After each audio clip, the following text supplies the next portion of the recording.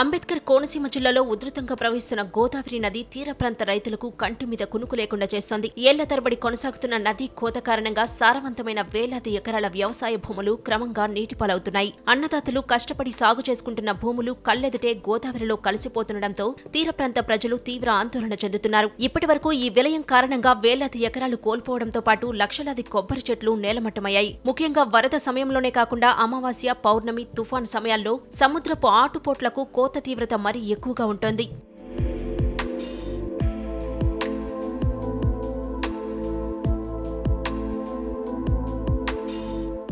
అంబేద్కర్ కోనసీమ జిల్లాలో గోదావరి నది కోత రోజురోజుకి తీవ్ర రూపం దాలుస్తోంది. పాసర్లపూడి, అప్పనపల్లి, బి దొడ్డవరం, పెదపట్నం లంక, పాసర్లపూడి లంక, లూటుకుర్రు, ఆదూర్రు ప్రాంతాలపై నదీ కోత తీవ్ర ప్రభావం చూపుతోంది.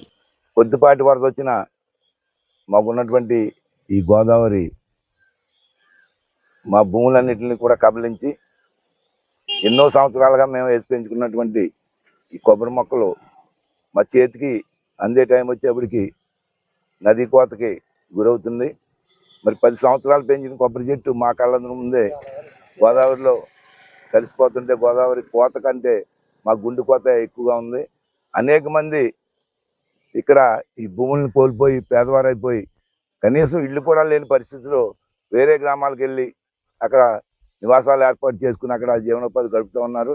మరి కొంతకాలం ఇలాగ ఉంటే ఉన్న కొంత భూమి కూడా ఈ నదీ గర్భంలో కలిసిపోయి మేము కూడా ఎక్కడికో చోటకి తరలి వెళ్ళిపోయే పరిస్థితి ఏర్పడుతుంది. మాకు అత్యంత ప్రతిష్టాత్మకంగా ఉన్నటువంటి తిరుపతిని తలపించేటువంటి అప్పనపల్లిలో శ్రీ బాలస్వామి ఆలయం ఉంది. ఆలయానికి అతి సమీపంలో గోదావరి నది ప్రవహిస్తూ ఉంది. కొన్నాళ్ళు ఇలాగే నదీ కోత గురైతే మాకున్నటువంటి ఆ మంచి పవిత్రమైన ఆలయం కూడా కనుమరుగు అవుతుందేమోనని భయంతో ఉన్నాం. డాక్టర్ బిఆర్ అంబేద్కర్ కోనసీమ జిల్లాలోని రాజోలు దివిగా పిలువబడే ప్రాంతం వైనతేయ నదీ తీర ప్రాంతంలో ఇప్పుడు మనం ఉన్నాం. కోనసీమ జిల్లాలోని ఉండే ఒక నానుడి ఏంటంటే కొడుకును నమ్ముకునే కన్నా కొబ్బరి చెట్టుని నమ్ముకోమనే సామెత ఇక్కడ ఉంది.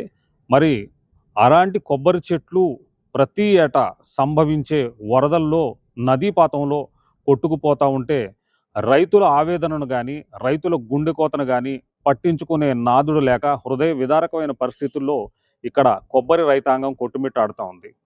మరి ఇలాగే ఈ భూమి అంతా కూడా నదీపాతంలో కొట్టుకుపోతూ ఉంటే ఇప్పటికే అనేక గ్రామాలు 100 హెక్టార్లలో భూమి, లక్షలలో కొబ్బరి చెట్లు నదీ గర్భంలో కలిసిపోయాయి. ఇది సుమారు 20-30 ఏళ్ల కన్నీటి గాథ. దీనిని పట్టించుకునే నాదుడే కరువైనటువంటి పరిస్థితి. ప్రభుత్వాలు మారుతున్నాయి, ప్రజాప్రతినిధులు మారుతూ ఉన్నారు, అధికారులు మారుతూ ఉన్నారు. కానీ కోనసీమ రాజోలు దివిలో మాత్రం ఈ పరిస్థితి మాత్రం ఇలాగే కొనసాగుతూ ఉంది. మాది అంబేద్కర్ కోనసీమ జిల్లా మామిడికుదురు మండలం అప్పనపల్లి గ్రామం. మాది ఎప్పుడు వరద వచ్చినా మా కొబ్బరి తోటలన్నీ నది గర్భంలో కలిసిపోతున్నాయి. ఎప్పుడు చూసినా మాకు వరద వచ్చినప్పుడల్లా వేలాది కొబ్బరి చెట్లు నది గర్భంలో కలిసిపోతున్నాయి. ఇలా పెదపట్లంకి వెళ్ళి దారి కూడా ఎప్పుడో ఉండే దారి కూడా వేలాది ఎకరాల భూమి కూడా నది గర్భంలో కలిసిపోయింది. దాని మీద చర్య తీసుకుని ప్రభుత్వం వారు మాకు న్యాయం చేయాలి. అలాగే గిడ్డి సత్యనారాయణ గారు ఎన్నో గ్రామాలకి ఎన్నో ఉపకారాలు చేస్తున్నారు.